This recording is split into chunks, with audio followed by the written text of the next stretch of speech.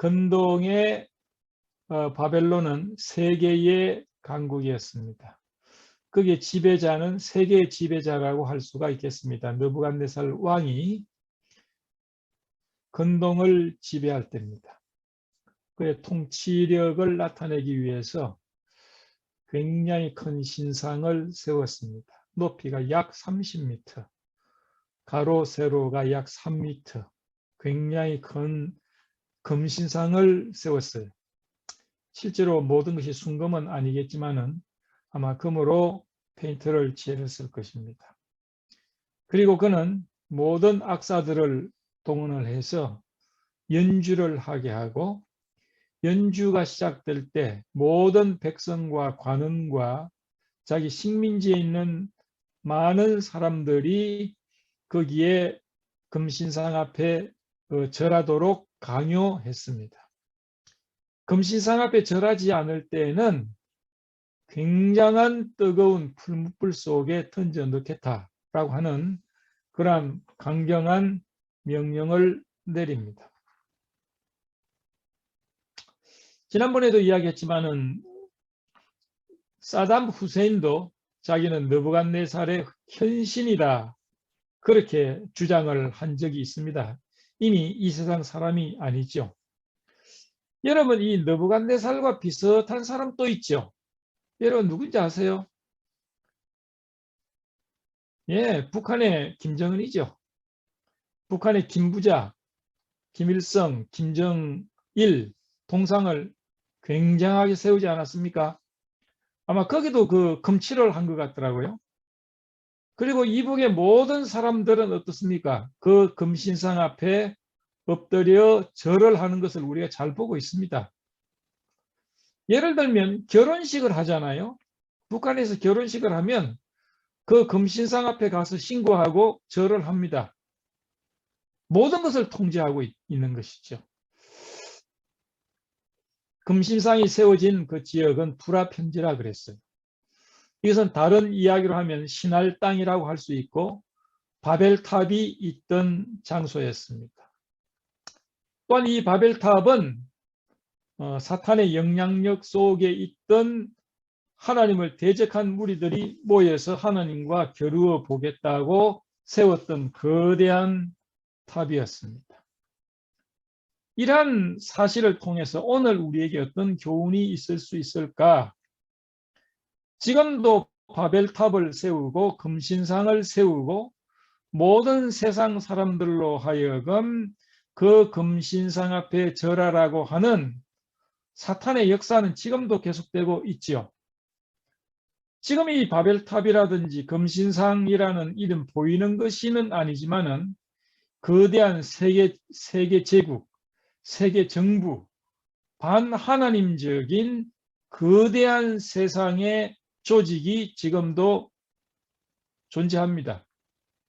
서서히 세계는 언어적으로, 문화적으로, 예술적으로, 경제, 정치, 모든 것들을 통합해서 이 세상을 하나로 만들고 있습니다. 이 세상이 서서히 하나가 되면 이 세상 조직은 곧 하나님을 대적하는 그러한 조직으로 변화가 될 것이라고 우리는 믿습니다. 창세기에 보면, 특히 그 계시록을 보면, 계시록 특히 13장에 보면 용의 사주를 받은 짐승이 나옵니다. 이 짐승이 어떻게 합니까? 모든 사람으로 하여금 짐승에게 경배하게 합니다. 경배하지 않을 때는 살아남을 수가 없도록 그렇게 한다는 계시록 13장의 말씀은 미래에 되어질 사건이라고 봅니다. 아마도 이 세상은 서서히 반하나님적인 그런 풍조가 강해지고 있고 언젠가는 정치적으로 완전히 통합이 되고 종교적으로 통합이 되어서 마치 이제 엔티크라이스트, 적그리스도라는 인물로 이제 대변이 되는 인물이 출현해서 반하나님적인 세상을 만들게 될 것이다. 그렇게 성경학자들은 이렇게 생각하고 또 추리하고 있습니다. 그러나 이러한 세상 제국 속에, 사탄의 제국 속에도 거기에 소속되지 않은 그리스도인들이 있습니다. 그리스도인들은 세상에 있지만 세상에 속하지 않았다고 그랬어요. 또 주님은 적은 무리라고 그리스도인들을 이야기했습니다. 세상의 사람들보다 극소수에 속하는 적은 무리들입니다. 그러나 주님은 뭐라고 말씀하셨습니까? 적은 무리여 두려워하지 말아라. 적은 무리여 두려워하지 말아라. 그렇게 이야기를 하고 계십니다. 자, 그러면 우리는 이 다니엘 3장을 다시 한번 이제 살펴보도록 하겠습니다. 거대한 신상이 이제 완성이 되고 이제 엄청난 오케스트라가 장중한 음악을 연주합니다. 그랬을 때 거기에 낙성식에 참여한 고관 대작들, 수없는 바벨론의 백성들, 그 외에 바벨론 제국에 속했던 많은 식민지의 지도자들과 백성, 수천, 수만, 수십만 명이 될지 모르겠습니다.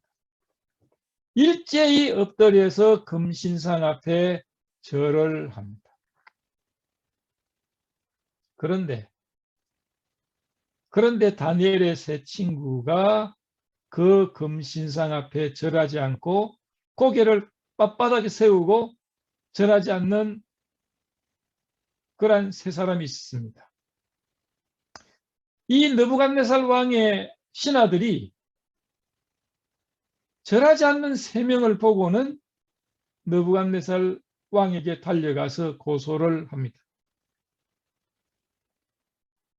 왕이여, 이제 몇 유다 사드락과 메삭과 아벳느고는 왕이 세워 바벨론 도를 다스리게 하신 자이여거는 왕이여, 이 사람들이 왕을 높이지 아니하며 왕의 신들을 섬기지 아니하며 왕이 세우신 금신상에게 절하지 아니하나이다 라고 고소를 하게 됩니다. 아마 그들은 평소에도 이 세 사람을 시기하고 질투했을 것입니다. 바벨론 출신도 아니고 식민지 출신이었던 이 세 사람이 명석하고 똑똑하기 때문에 바벨론 왕궁에서 왕의 총애를 입는 것을 보고 아마 바벨론의 중신들은 시기하고 모략했을 겁니다. 그러나 좋은 기회가 생겼어요. 이 세 사람이 절하지 않는 것을 보고 왕에게 고소하게 됩니다. 이들의 운명은 어떻게 될까요? 이야기를 듣고 느부갓네살 왕이 굉장한 노를 발하고 분하여 이 세 사람을 부릅니다. 너희가 내 신을 섬기지도 아니하고 내가 세운 금신상에게 절하지 아니하니 짐짓거리 하였느냐? 이제라도 너희가 예비하였다가 언제든지 나팔과 피리와 수금과 사명금과 양금과 생황과 및 모든 악기 소리를 듣거든 내가 만든 신상 앞에 엎드려 절하면 좋거니와 너희가 만일 절하지 아니하면 즉시 너희를 극렬히 타는 풀무 가운데 던져 넣을 것이니 능히 너희를 내 손에서 건져낼 신이 어떤 신이겠느냐. 엄청난 명령을 내립니다. 그렇죠. 그 당시에 세계 제국이었던 감히 바라볼 수 없는 느부갓네살 왕의 지엄한 명령과 압력을 세 친구는 받고 있습니다.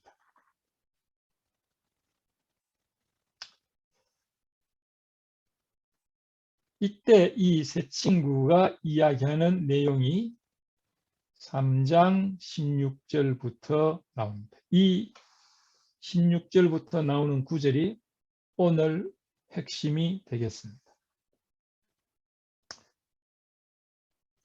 사드락과 메삭과 아벳느고가 왕에게 대답하여 가로되 느부갓네살이여 우리가 이 일에 대하여 왕에게 대답할 필요가 없나이다. 만일 그럴 것이면 왕이여 우리가 섬기는 우리 하나님이 우리를 극렬히 타는 풀무 가운데서 능히 건져내시겠고 왕의 손에서도 건져내시리이다.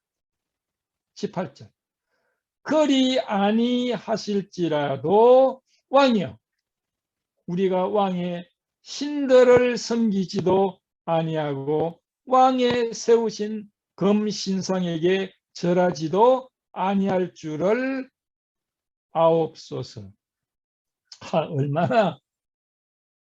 얼마나 이렇게 담대한 대답입니까? 정말 이 구절을 읽으면 정말 피가 끓어오를 정도로 담대한 대답을 새 친구는 하고 있습니다. 새 친구는 느부갓네살 왕을 두려워하지 않으면서 이 문제에 대해서는 우리가 대답할 필요가 없습니다. 왕이 우리를 풀무 가운데 던져 넣는다 할지라도 우리의 하나님 여호와 하나님은 우리를 그 불에서 건져내실 수 있는 분이십니다. 능히 우리를 건져내실 수 있는 분이십니다.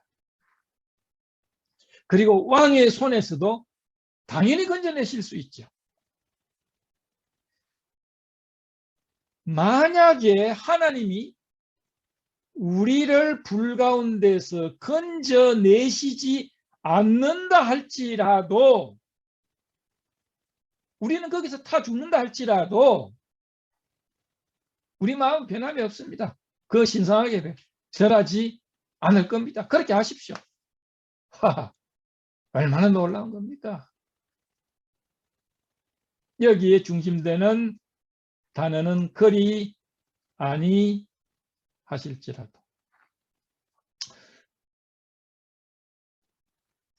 제가 언젠가 간증을 했지만은 제가 이제 아리조나에 있을 때 목회 초기에 참 영적으로 메마르고 또 영적인 침체가 있을 때가 가끔 있었습니다.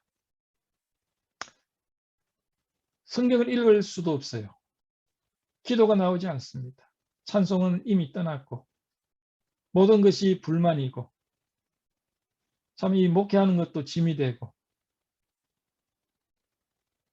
엄청난 영적인 침체가 올 때가 있습니다.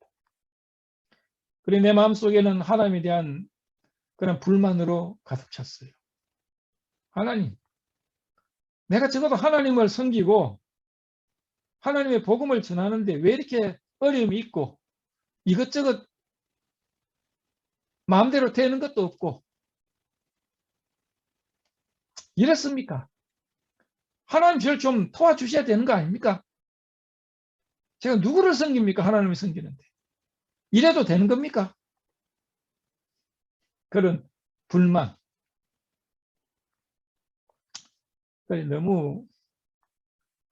너무 영적으로 이렇게 침체 속에 있으니까 사실 그리스도인들은 영적인 침체가 제일 힘든 건 아닙니까? 안 되겠다. 이러다가는 안 되겠다. 내가 조용히 산에 올라가서 금식을 하면서 이 문제를 결판을 좀 내보자. 그래서 남의 픽업 트럭을 빌려서 올라가서 한 이틀 정도는 지난번에 간증한 것처럼 헤맸어요. 그래서 저는 산에 올라가면 그냥 기도도 절로 나오고 회복이 되는 줄 알았더니 산에 올라가도 마찬가지예요. 괜히 올라왔다 그런 생각도 들고 내려가자니 부끄럽고 산에 있자니 마찬가지고 내려오지도 못하고 올라가지도 못하고 중간에 차를 세워놓고 너무 무료해서 그 차를 이렇게 뒤적거리니까 찬송가 테이프가 하나 나와요. 그 찬송가 테이프 집어넣었죠.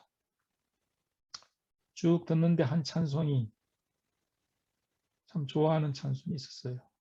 And can it be that should I gain? 이중창으로 미국 성악가가 찬송을 합니다. 그러니까 괜찮아요. 테이프니까 CD만 한번 누르면 그냥 되는데 쭉 리와인드 해가지고 또 누르고 들어보니까 좋아요. 가사도 괜찮고 내 감정이고 뚜루룩 돌려가 또 다시 듣고 뚜루룩 돌려 또 다시 듣고 5번, 10번, 15번, 20번 확실하게 몇 번인지 모르겠어요.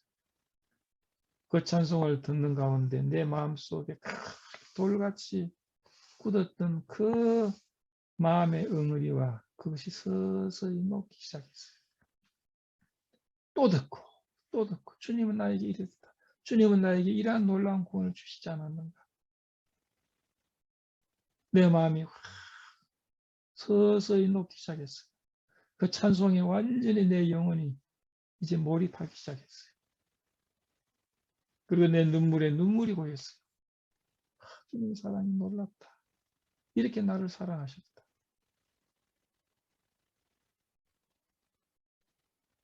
그런데 아리조나의 썬더스톰, 거대한 검은 먼지 구름이 확 몰려오면서 막 소나기가 팍 묻는 거예요. 차에 막 소나기가 떠. 빈들에 마른 풀같이 시들은 내 영혼, 담비를 내려 주옵시고 그런 찬송이 있잖아요. 담비가 마치 은혜의 담비가 내려오는 것 같아서 회복이 되어졌습니다. 더 이상 머물 필요가 없죠. 차를 돌려서 집으로 돌아왔습니다. 성경을 폈는데 다니엘서 3장을 읽게 되었습니다. 그리 아니하실지라도 하나님은 다니엘의 세 친구에게 하나님을 섬기지 않고 우상에게 절하지 않겠다는 이 세 친구를 극렬히 타는 불꽃 가운데서 건져내실 수 있는 분이시고 건져내시지 않는다 하더라도 나는 내 신앙을 지키고 하나님을 배반하지 않고 하나님을 신뢰하겠다. 그리 아니하실지라도 이것이 마음에 팍 닿았어요. 그 사람이 일생에 있어서 하나님의 말씀에 의해서 큰 변화가 올 때가 뭐 몇 번 정도 있을 수 있겠죠. 그 중에 하나였어요. 그리 아니하실지라도 여기에서 저는 그 당시에 유명한 인생의 신앙의 명제를 발견했습니다. 그 신앙의 명제는 뭐냐면 구원은 우리의 하나님께 대한 신앙의 절대 조건이 아니다 라는 명제였어요. 명제. 다시 한번 구원은 우리의 하나님께 대한 신앙의 절대 조건이 아니다. 그 말이 뭐냐면 내가 하나님을 경배하고 믿고 또 찬양하고 섬기는 것은 하나님이 나를 구원해 주시고 내 기도를 들어주시고 나를 축복해 주시는 그 조건이 아니라는 겁니다. 하나님 나를 축복해 주지 않아도 내가 원하는 걸 하지 않아도 하나님은 섬김을 받고 찬양을 받으시기에 합당하셨다는 겁니다. 하나님은 나에게 원하는 것을 들어주지 않더라도 나는 하나님에 대한 신앙은 변함이 없어야 한다는 겁니다. 야, 이 명제가요 아주 명확하게 선명하게 내 마음속을 자리했습니다. 그렇지. 조건적이 아니어야 한다. 신앙은 조건적이어서는 안 된다. 하나님이 우리를 불 가운데서 건져 주시기 때문에 섬기는 것이 아니고 불 가운데서 우리를 구원해 주시든지 구원하지 않더라도 우리는 금신상하게 절하지 않고 하나님을 배반하지 않고 하나님만 경배하는 것이 맞다. 그거였어요. 그리 아니하실지라도. 그런데 우리 신앙은 얼마나 조건적입니까? 그렇지 않아요? 저는 이것이 성경에 있어서 그리스도인들에게서 신앙이 최고봉을 넘는 그 순간이라고 봅니다. 아브라함 믿음의 사람입니다. 창세기에서 아브라함은 가장 위대한 믿음의 아버지라고 이야기를 합니다. 아브라함의 믿음의 최고봉이었던 것은 뭡니까? 창세기 15장과 22장입니다. 창세기 15장에서 하나님은 죽은 자를 살리며 없는 것을 있는 것 같이 부으시는 분이라고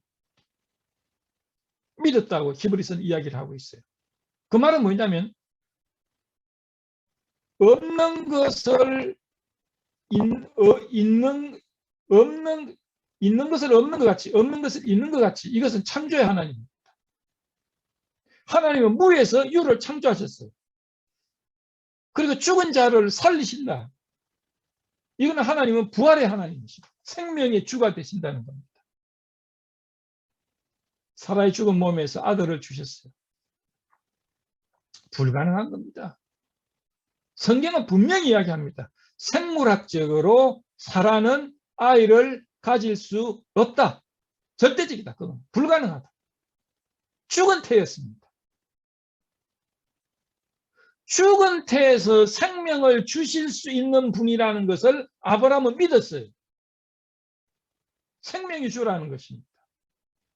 그렇게 되었습니다. 그 믿음을 보시고 하나님 그를 어렵다고 이야기하셨어요. 그렇게 귀한 아들을 하나님은 번제로 제사하라 그랬습니다.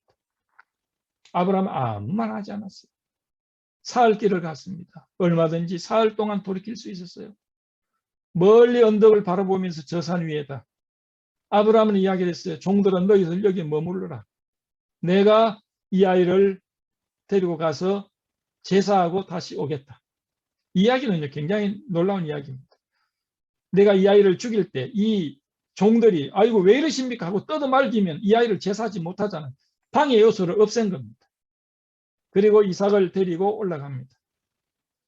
올라가기 전에 내가 제사하고 이 아이와 같이 오겠다. 그 말은 뭡니까? 이 아이를 내가 갈기갈기 찢어서 번제로 죽일 것이다. 그러나 하나님은 살릴 것이야. 그래서 결국에는 둘이 내려올 것이야. 혼자 안 내려온다. 이 아이와 같이 내려오겠다. 그랬어요, 아브라함. 이 아이를 죽이러 올라가는데 이 아이는 다시 내려올 것이다. 그 믿음이 있었어요. 왜? 사라의 죽은 태에서 아이를 주신 하나님이시기 때문에 내가 이를 갈기갈기 죽여도 다시 살릴 것이야. 죽은 태에서 생명을 주셨는데 이 아이를 죽이면 그 살리는 것은 더 쉬운 문제야. 아브라함이 내면적인 믿음을 성령의 감동으로 히브리서 기자에게 그렇게 이야기했어요. 이 아이를 다시 살릴 줄 믿었다. 아브라함은. 예, 부활신앙입니다.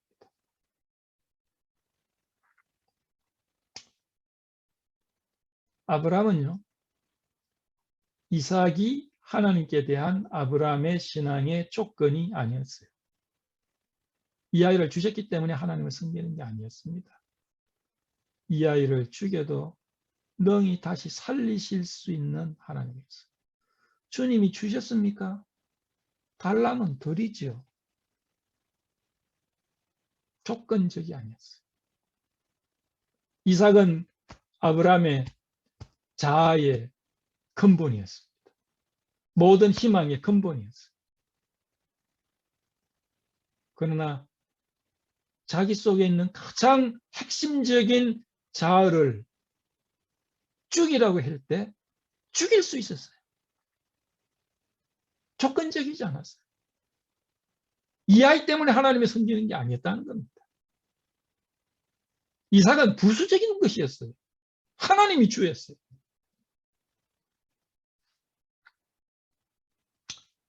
욥을 봅시다. 욥은 고난의 상징 인물입니다. 이제 사탄이 하나님의 보좌에 서가지고 참 기이한 장면이죠. 욥을 보셨습니까? 욥이요 하나님 앞에 저렇게 섬기고 하는 것은요 이유가 있습니다. 욥이 하나님을 사랑하고 섬기는 것은요 하나님이 욥에게 축복하시고 소유물도 주시고 자녀도 주시고 동물도 주시고 부유하게 했기 때문에, 부자가 되게 했기 때문에 하나님을 섬기는 것이지 별거 아닙니다. 다른 말로 뭐예요? 욥은 하나님 당신을 섬기는 것은 조건적이에요. 물질 주셨기 때문에 섬기는 것입니다. 물질 싹 없애버리십시오. 그래도 섬길 것입니까? 조건적인 신앙이니까 물질 제하시면 안 섬기고 배반할 겁니다.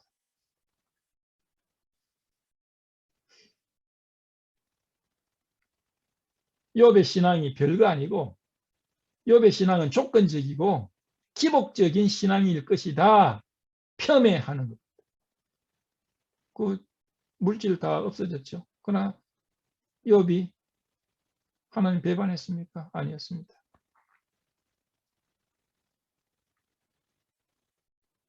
또 자녀들 다 데려가십시오. 자녀들 다 죽었어요. 태풍이 와가지고 다 죽었어요. 욥은 모든 육신이 만진창이가 됐습니다. 기와장으로 막 긁으면서 괴로워했어요. 그러면서도 하나님을 원망하지 않았습니다. 욥의 신앙은 조건적이지 않았어요. 무조건적이었습니다. 하나님이 자기에게 이렇게 해주시기 때문에, 이런 축복을 주시기 때문에 하나님을 섬기는 것이 아니었어요.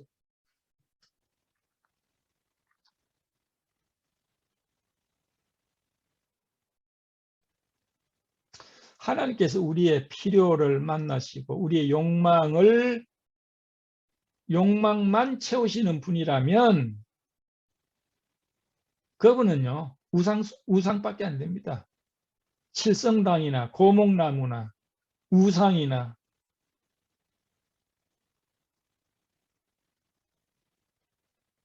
가장 그 천박한 신앙이 뭔 줄 아세요? 조건적인 신앙입니다. 올해 농사를 잘 짓게 해주십시오 하나님. 우리 아이 대학에 합격하게 해주세요. 병 안 걸리게 해주세요. 그건요 고목나무 신이나 우상 숭배하고 다를 게 아무것도 없어. 하나님은 그저 다른 우상의 하나일 뿐이에요. 그겁니까? 가장 천박한 신앙입니다. 얼마나 많은 사람들이 그런 신앙 속에 머물고 있어요. 만약에 이런 신앙이라면요 그리스도인들에게 명령하신 항상 기뻐하라, 범사에 감사하라, 이거 불가능합니다. 왜? 항상 기뻐할 수가 없어요. 범사에 감사할 수가 없어요. 하나님 우리 원하는 대로 안 들어주시니까. 우리가 항상 기뻐하고 범사에 감사하지 못하는 이유가, 어려운 이유가 뭡니까? 내 구미대로 하나님이 나를 만족시키지 않으니까. 내 구미대로 하나님이 나를 만족시키기를 원하기 때문에 기뻐하고 범사에 감사하고 이게 잘 안 돼요. 하나님께서 내 욕망을 만족시키는 시간이 적기 때문에 하나님께서 내 마음에 들지 않을 때가 많기 때문에 우리는 행복하지 못한 적이 많죠. 물론 하나님 앞에 우리의 소원, 우리의 필요를 아뢰 수 있고 하나님은 때때로 그걸 응답하시죠. 여기도 그랬어요.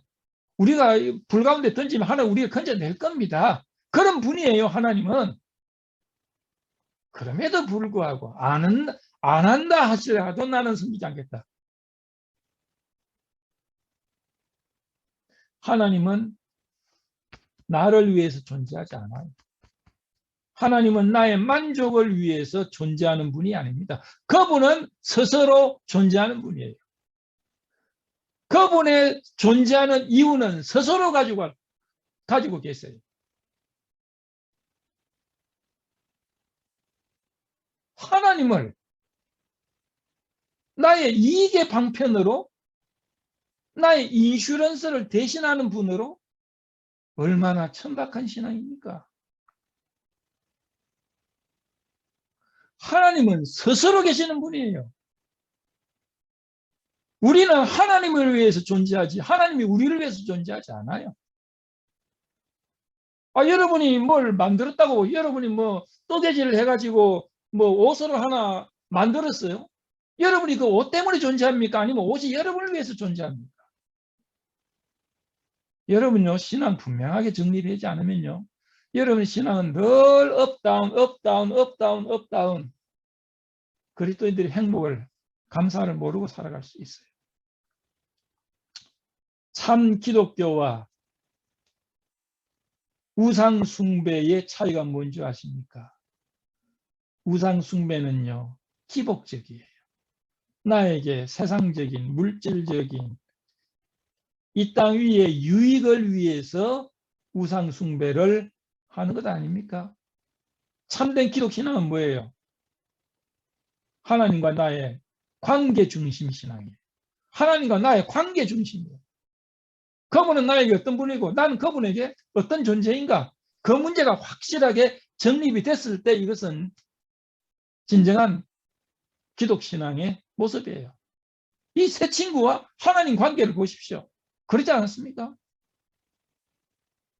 뭐 구원해주고 말고 그 문제는 두 번째야.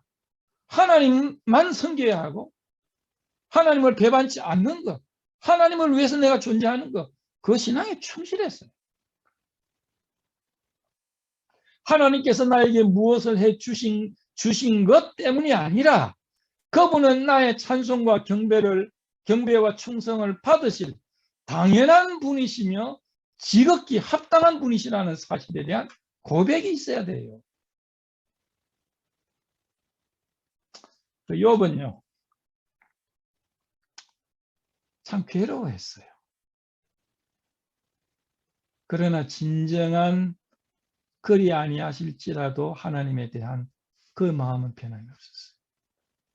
물론 우리가 하나님 우리에게 고난을 허락하실 때 그 아픔이 있어요. 우리에게 분노의 감정도 있습니다.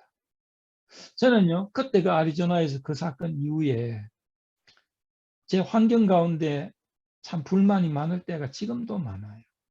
그래서 어떨 때는 화를 내고 분을 참지 못하고 씩씩거리고 그래요. 그 나의 감정이니까. 근데 그때 이후에요, 변화된 게 한 가지가 있어요. 나는 화를 내고 벌벌 기고 하더라도 내 마음에 깊숙한 데는요, 야 이놈아, 쓸데없는 짓 하지 마라. 하나님, 그렇습니다. 내가 그런다고 해서 하나님 원망하고 하나님 부인하겠습니까? 아닙니다.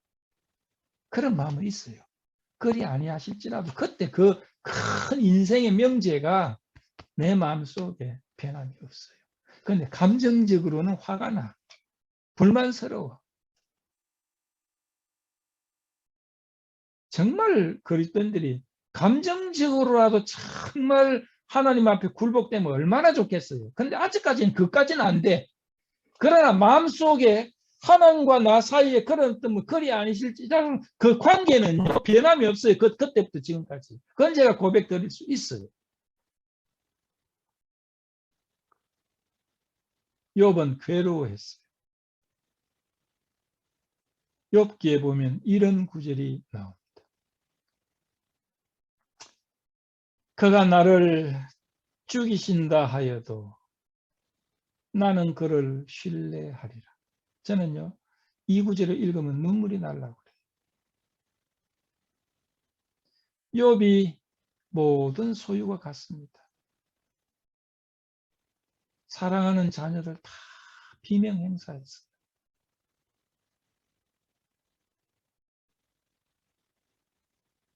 검은 머리가 팥뿌리같이 살겠다고 한 아내도 욥을 저주하고 갔어요. 저주하고 갔어요. 떠나버렸어요. 온몸에 악창이 나서 괴롭습니다. 신음이 그저 입에서 흘러나옵니다.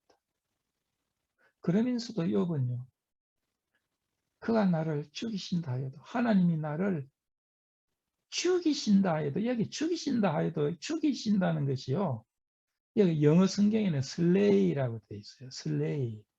이거는 뭐예요? 토살장에서 토살꾼이 소나 짐승을 쳐 죽이는 거예요. 막 이렇게 막 쳐 죽이는 거예요. 하나님이 나 욥을 쳐 죽이신다 하여도 나는 나를 쳐 죽이시는 하나님을 신뢰한다. 믿겠다. 의지한다. 여러분요. 하나님이 저를 쳐 죽이실 때 이유가 있겠지. 그래 하세요. 그런다고 해서 하나님에 대한 내가 원망이 있을 수 있겠습니까? 없습니다. 그렇게 하세요.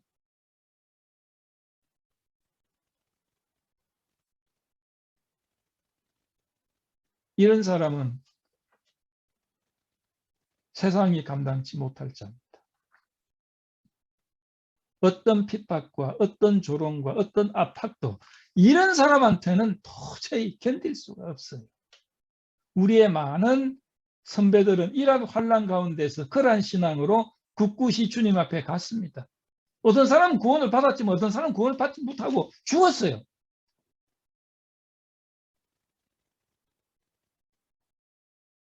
요즘은 세태가요, 악하니까 부모와 자식 간에도요, 이기적인 동기에서 이렇게 부모와 자녀 관계가 되는 것 같아요. 참 부모는 자녀에게 조건 없이 사랑해요. 자기의 생명까지 다 주고 모든 것을 다 주어도 그저 기쁘고 즐겁고 예쁘고 그런 거예요. 요즘에 세상이 변하니까요. 부모도 자식에게, 자식도 부모에게 조건적이야. 아유, 자식에게 모든 거 주지 마세요. 나중에 고생합니다. 자식 하는 거 보고 주세요. 여러분 그런 이야기 많이 듣지 않습니까? 신문에도 보면요. 부모가 이제 유산을 줬는데 그 다음에는 어떻게? 부모 안 돌봐? 아이고 이미 내 것이 됐으니까 부모 안 돌본다. 이런 세태가 돼가지고 하나님에 대한 신앙은 아니지만 내 중심적인 신앙이냐 아니면 하나님 중심적인 신앙이냐.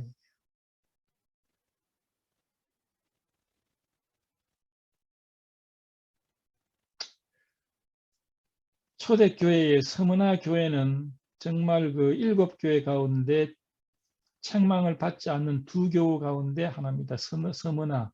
서머나라는 것은 이게 몰약이라는 그것이죠. 그런 건데 그게 폴리갑이라는 그 목회자가 있었어요. 감독이 있었어요. 3세기 때 사람인데 이 사람은 이제 로마의 엄청난 핍박, 그리스도인에 대한 핍박이 몰려왔을 때 예수를 부인하라는 요구를 받습니다. 그렇지 않으면 불 속에 태워 죽이겠다 그랬어요. 그 사람들 많이 태워 죽였습니다. 그래서 군병들이 와가지고 이 폴리갑에게 당신도 예수를 부인하시오. 그렇지 않으면 태워 죽이겠어. 화형을 시키겠어.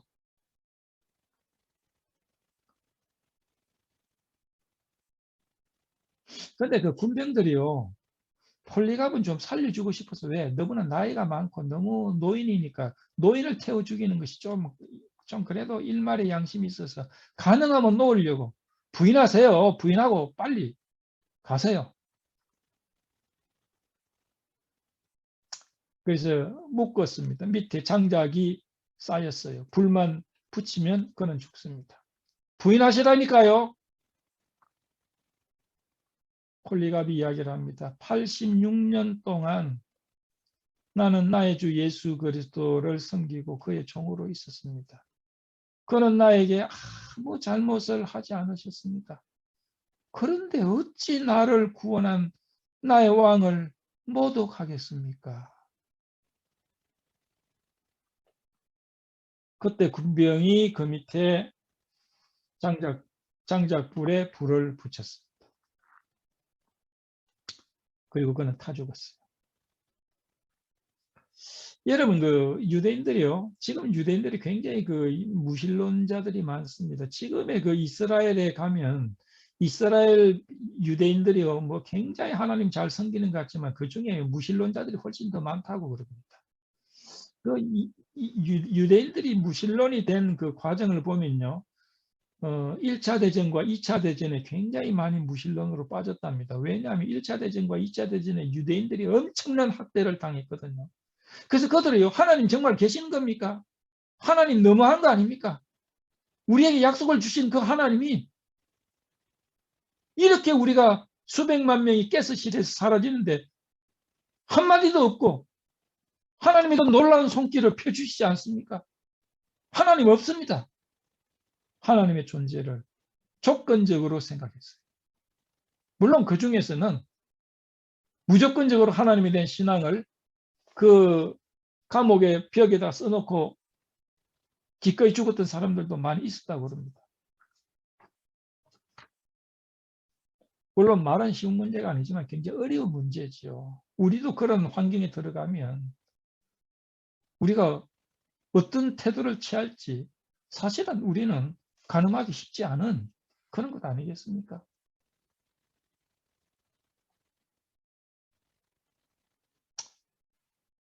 그리 아니하실지라도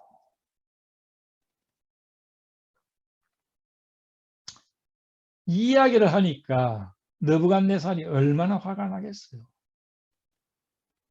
어느 하나 자기 말에 토를 단 사람이 없었는데, 불순종하는 사람이 없었는데, 그렇게 아끼고 잘해주었던 이 식민지의 새 청년이, 에이, 우리는 왕에게 그런 거 대답을 필요 없습니다. 왕이 우리를 던진다 하더라도요, 우리 하나님 여호와는 우리를 불 가운데 건져 주실 거예요. 그리고 왕의 손에서도 건져 주실 겁니다. 그리 아니하실지라도 절하지 않을 줄 아시오. 여러분 같으면 어떻게 해요? 얼마나 화가 나겠죠. 느부갓네살이 분이 했어요. 낯빛이 확 변했습니다. 그리고 그는 명령을 내렸어요. 그 풀물을 뜨겁게 하기를 평일보다도 7배나 더 뜨겁게 하라. 그러니까 군졸들이 뭐예요? 이 세 사람을 잡아서 묶어서 결박에서 극렬히 타는 풀무 가운데 던져 넣었습니다. 그런데 얼마나 불살이 셌는지요. 던져 넣는 사람이 타 죽었어요.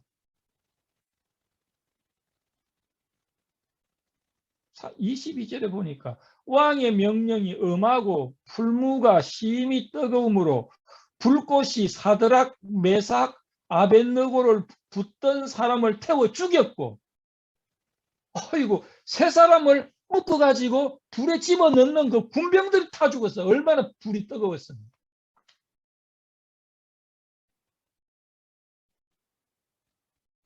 이게 뭐 상징적인 불이 아니었어요. 실제 불이었어요. 이 세 사람 사드락과 메삭과 아벳느고는 결박된 채 극렬히 타는 풀무 가운데 떨어졌더라. 야, 결박된 채 불 가운데 떨어졌어요. 이때 느부갓네살 왕이 놀라 급히 일어나서 모사들에게 물어 가로되 우리가 결박하여 불 가운데 던진 자는 3명이 아니었느냐? 그들이 왕에게 대답하되 가로되 왕이 옳습니다. 왕이 또 이야기를 하죠. 그런데 내가 보니까 저 불 가운데 결박되지 않은 4사람이 있다. 그 불 가운데 다니는데 상하지도 아니하였고 그 4번째 사람의 모양은 신들의 아들과 같지 않느냐.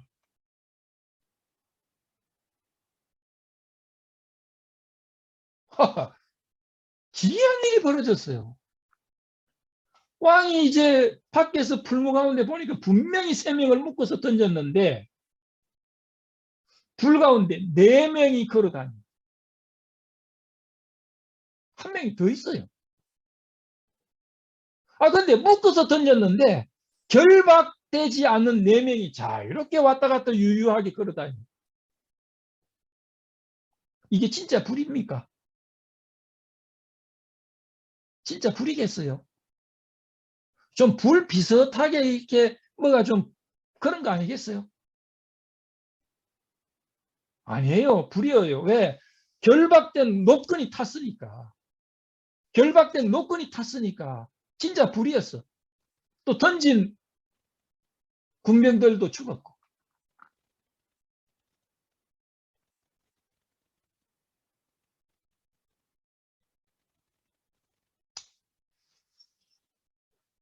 우리는 여기서 좀 이제 좀 의문이 들어요.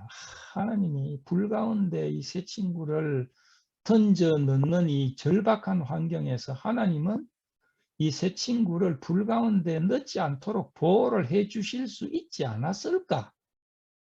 이렇게 충성스러운 세 명을 불 가운데 들어가지 않도록 해 주실 수 있는 분이시지 않는가? 그런데 던져 넣는데 하나님은 그냥 가만히 보고 계셨어요. 그런데 더 웃기는 거는 웃긴다고 좀 이야기하는 게 좀 이상하지만 저로서는 좀 웃겨요. 하나님이 그 안에 같이 들어가서 4명이 같이 있어. 자기도 불 가운데 집어 들어갔어. 이 분명히 한 명은 이게 신들의 모습이라고 했으니까 아마도 신학적으로 본다면 하나님 아버지도 아니고 성령 하나님도 아니고 하나님의 아들 구약시대 인간의 모습으로 나타나는 하나님의 삼위일체 제2위 성자 예수 그리스도의 성육신 전의 모습이야 보여집니다.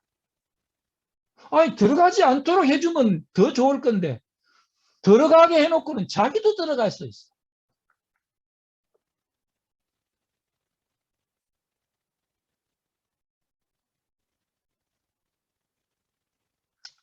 때때로 하나님은 우리에게 고난과 시련을 허락하십니다.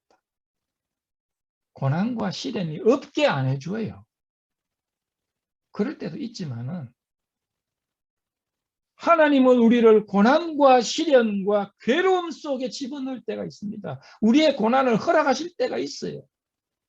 그러나 그 고난의 현장에 하나님은 우리와 함께 서 계십니다.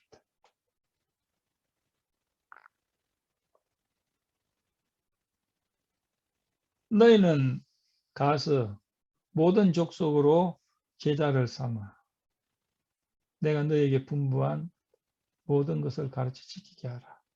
하나님 명령이죠. 이 복음을 전할 때 얼마나 어려움이 많아요. 얼마나 많은 고난이 많겠어요. 그러나 약속하셨어. 내가 세상 끝날까지 내가 너와 함께 하리라. 고난 가운데 함께 하시겠다는 거예요. 즐거움 가운데서 함께 하시겠다는 거예요. 위기 가운데서도 함께 하시겠다는 거예요. 그 약속입니다. 참 이상한 거는요. 진정한 그리스도인들이 하나님에 대한 믿음을 가지고 하나님 위해서 고난을 당하면 육신은 괴로울 수 있어. 그러나 하나님이 허락하신 고난 속에 있을 때 우리의 영혼은 참 자유로워요. 이게 비결이라.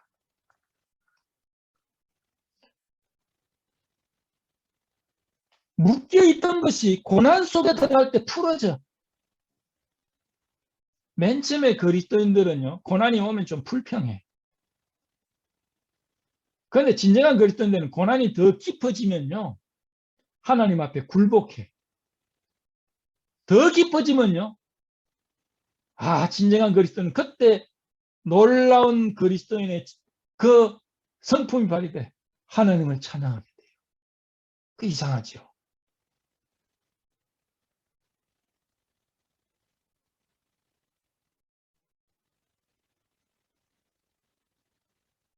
하나님의 뜻대로 고난을 받을 때 우리 영혼이 참다운 자유와 평안을 누립니다. 바로 이것이에요. 극도의 고난 가운데 들어갔을 때 그들을 속박했던 끈이 풀어지고 자유가 됐어. 결박되지 아니하는 내 사람이 불 가운데 다니는데 상하지도 아니하였고 내 체 모양은 신들의 아들과 같도다. 느부갓네살 왕의 이야기입니다.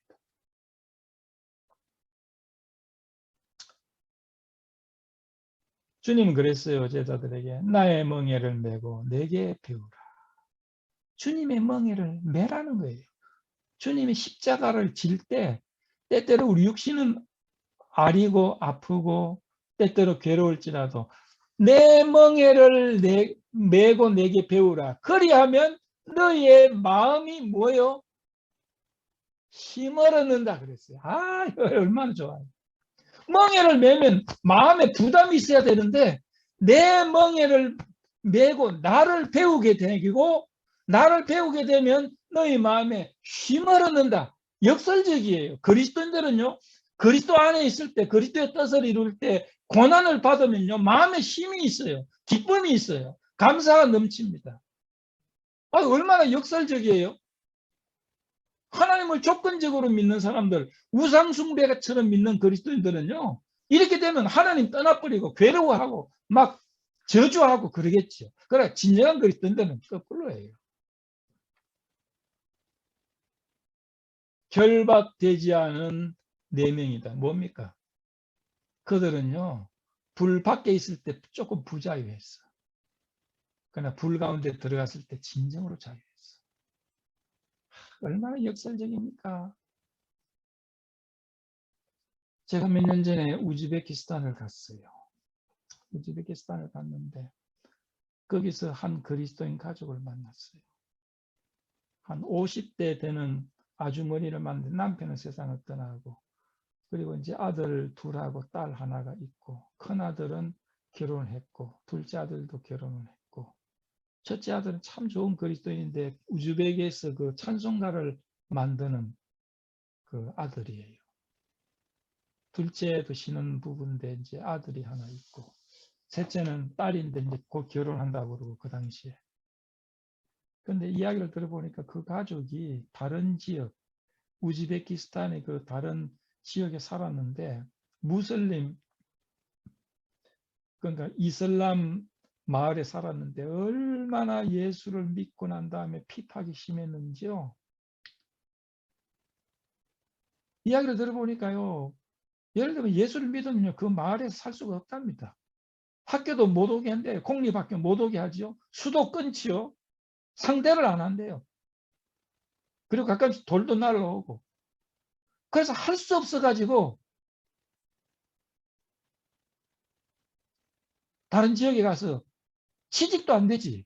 그러니까 뭘 하느냐. 택시 운전을 많이 해. 그건 누구나 할 수 있습니다. 그런데 이 부부도, 이 아주머니도 얼마나 누가 핍박이 자기 오빠가. 이야기를 하기를 그래요. 자기 오빠가 이제 무슬림인데, 무슬림의 이맘은 뭐냐면, 무슬림은 뭐 목회자가 없어요. 평신도들만 이루어진 집단이죠. 그런데 평신도 지도자야. 장로격이에요. 그 사람이 자기 오빠한테 그러네. 너, 네 여동생 예수쟁이 됐다며. 네가 말이야.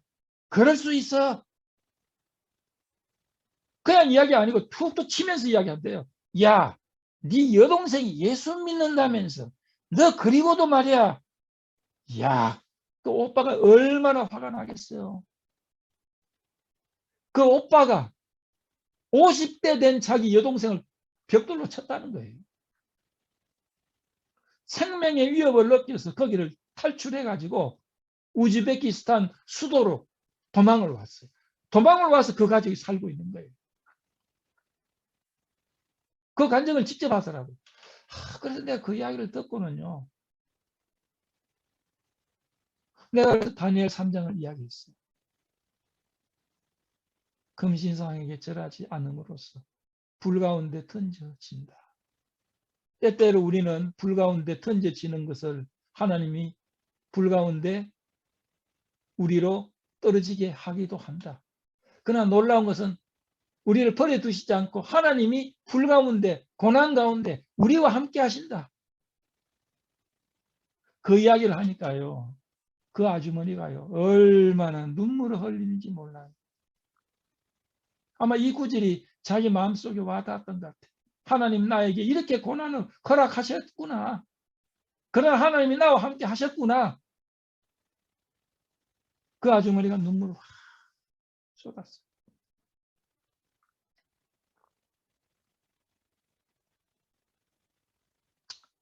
빌립보 감옥에 복음을 전하다가 바울과 실라가 갇혔습니다.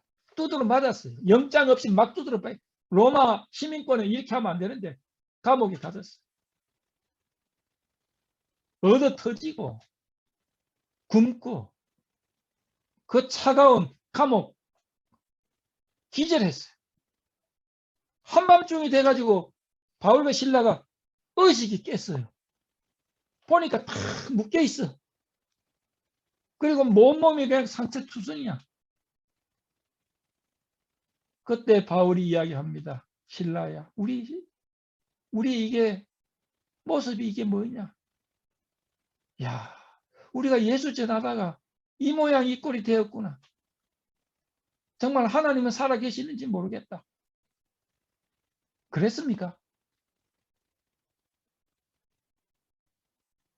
깨어보니까 밤중이야.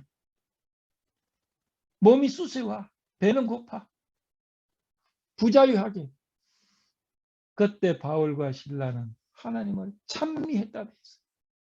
찬미는요, 그냥 노래를 부른 것이 아니고 온몸을 다해서 하나님을 찬양하고 마음과 영혼을 다해서 하나님 앞에 올려드리는 그게 찬미예요. Praise. Praise.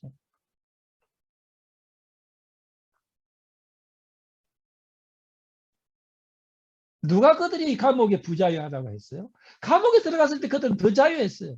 더 충만했어요. 그때 어떻게 됩니까? 착고가 팍 풀어지고 감옥문이 열렸어요. 그리고 빌립보 간수가 예수를 믿었어요. 빌립보 교회가 시작됐어요. 하나님은 그들로 하여금 그러한 감옥에 들어가게 하시고 주님과 함께 하시고 그리고 그들을 구원하셨어요. 이게 역사입니다.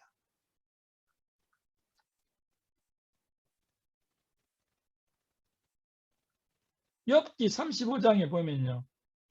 사람으로 밤중에 노래하게 하신다. 이런 구절이 있어요. 사람으로 밤중에 노래하게 하신다. 한국에 밤에 노래하면 그거 뭐라고 그러죠? 그런데 야, 밤에 노래하는 거 아니야? 인생의 밤. 인생의 밤, 고난일 때 우리로 노래하게 하시는 것. 이게 그리스도인들의 특권 아닙니까? 진짜 자유한 사람들 아니에요?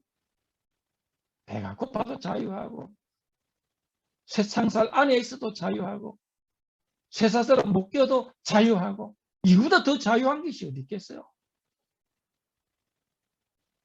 우리에게 이런 고난을 허락하시는 목적이 무엇일까요? 첫째는 하나님의 영광을 위해서입니다.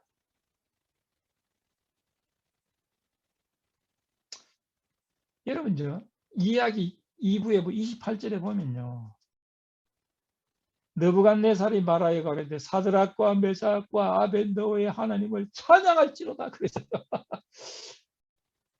이 느부갓네살 왕이 이 세 친구를 보고 결론이 뭐냐면 야, 너의 하나님을 찬양할지로다 그랬어요. 결국에는 이 고난이 하나님을 찬양하고 영광을 돌리는 목적이었습니다. 두 번째는 하나님의 능력을 나타냅니다. 하나님을 배우게 합니다. 이스라엘 백성 출애굽하고 난 다음에요. 출애굽하고 난 다음에 얼마 후에 이런 구절이 있어요. 엘림에 도착을 하고 그 다음에 마라에 도착을 합니다. 엘림에 도착을 했을 때는요. 종려나무가 70그루가 있었고 물이 샘물이 12개가 있었어요. 12지파에 한 지파씩. 여러분요, 팜출이 그거 그늘이 안 돼요. 팜출이 그 그늘 전혀 안 됩니다.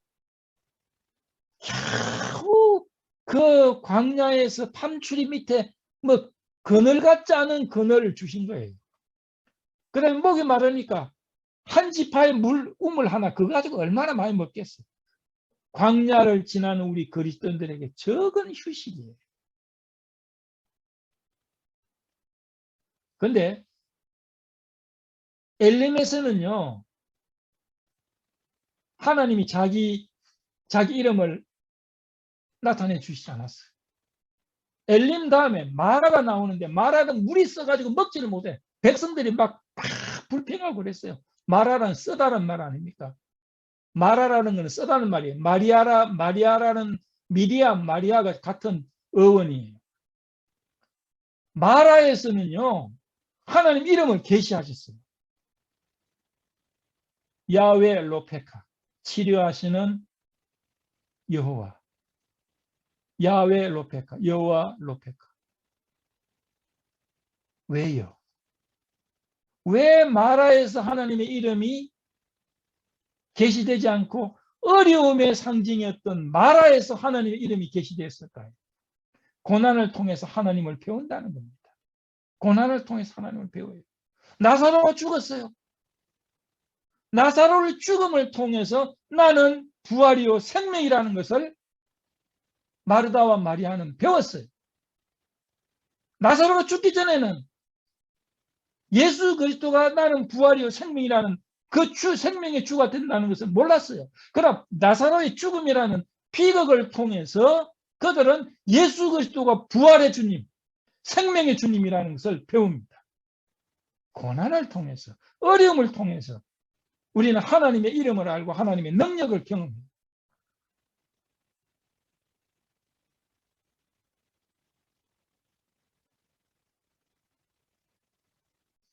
제가 시카고 있을 때요.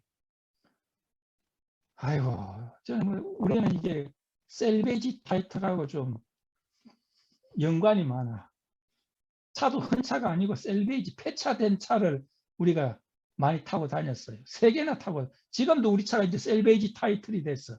우리 차가 지금 19년 된 차가 이제 셀베이지 타이틀이라 가지고 얼마 전에 DMV 가가지고 셀베이지 타이틀로 하느라고 또 죽을 고생을 했어요. 그거는 이제 폐차. 근데 시카고에서 셀베이지 타이틀을 타고 아리조나에 사가지고 올라갔다가 그 차 때문에 어려웠는데, 아이고, 아무리 시동이 그래도 안 되네. 시동이 그래도 안 되는 거야. 쨍쨍쨍쨍쨍 그건 안 되는 거야. 그게 고질적인 병인데. 한번 우리 큰애가 이제 이렇게 유치원을 되는데, 시간이 되는데 이게 안 걸리는 거야. 막 안 걸려요. 그때만 해도 이게 엑셀을 좀 밟아 기름을 넣어야 이렇게 걸리는, 그것도 안 걸려. 너무 하다 보니까 기름이 들어가지고 더 안 걸리는 거야. 불가능해. 화가 났어요, 저는. 야, 하나님의 향한 좀 분노 같은 거 있었어요. 야, 이거 말이야. 하나님이 나한테 이런 차 하나 좀 제대로 좀 똑바른 거 주실 수 없나? 근데 보니까 우리 큰애가 뒤에서 엉덩이를 하늘로 쳐들고 기도해. 하나님, 차 시동 걸게 해주세요. 그거 보니까 더 화가 나더라고, 나는. 그거 보면요, 참 어른이 애들보다 못해. 그래서 내가 속으로 웃었어. 야, 참 무식하면 용감하다고. 저 애가 말이야, 지금 시동이 무슨 시동이야. 지금 이 기름이 많이 들어가가지고 이렇게 지금 30분 동안 했는데 시동은 무슨 시동이야. 조금 뒤에 에이 모르겠다 그냥 했는데 시동이 걸리기 시작하는데 천둥 소리가 나면서 시동이 걸리는데요. 기름이 그 엔진으로 들어가지고 머플러에서 불이 나오는 거 내가 처음 봤어. 머플러에서 불이 나오더라니까. 그리고 연기가 막 차도로 들어오는데 우리 타 죽을 뻔했어요. 우리도 그 뭐 새 친구처럼 불 가운데 들어갈 뻔했어.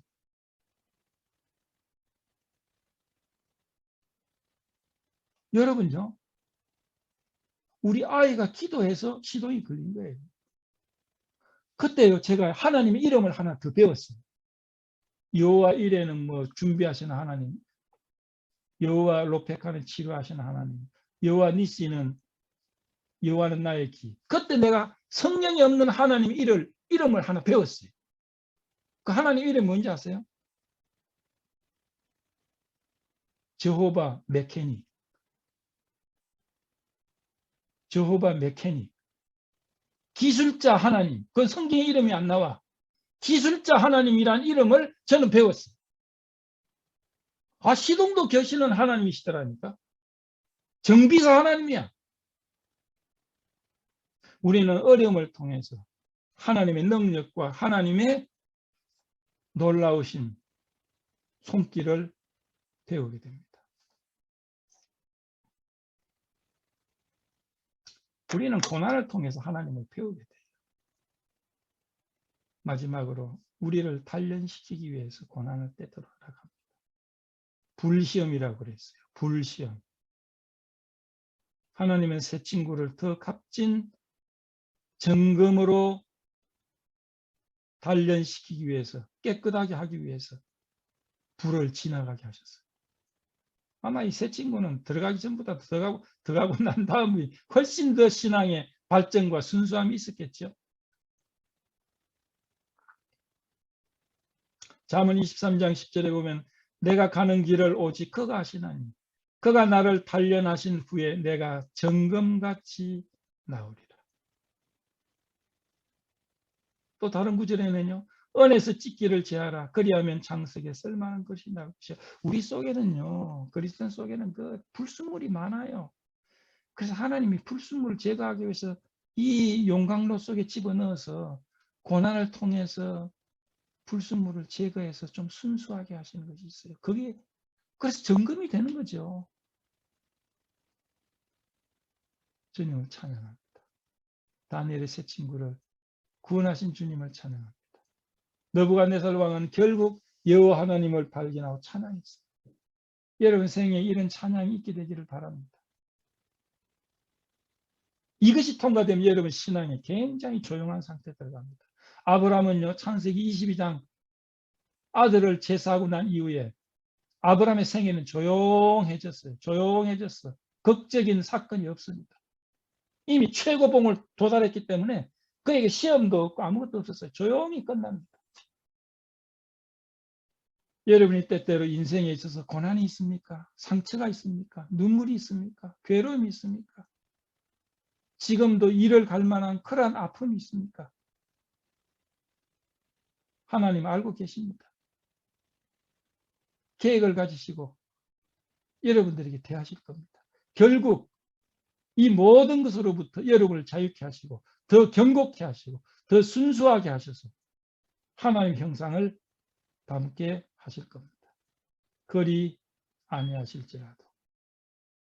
기도하겠습니다. 아버지 하나님, 우리에게 이 다니엘서를 통해서 참 신앙이 무엇이며 우리의 고난의 이유가 무엇인가에 대해서 가르쳐 주셔서 고맙고 감사합니다. 우리에게 당하는 어려움과 고난 감사히 받게 하시고 이걸 통해서 주님의 형상을 닮아갈 수 있도록 인도해 주옵소서. 우리 주 예수 그리스도 이름으로 기도하옵나이다. 아멘.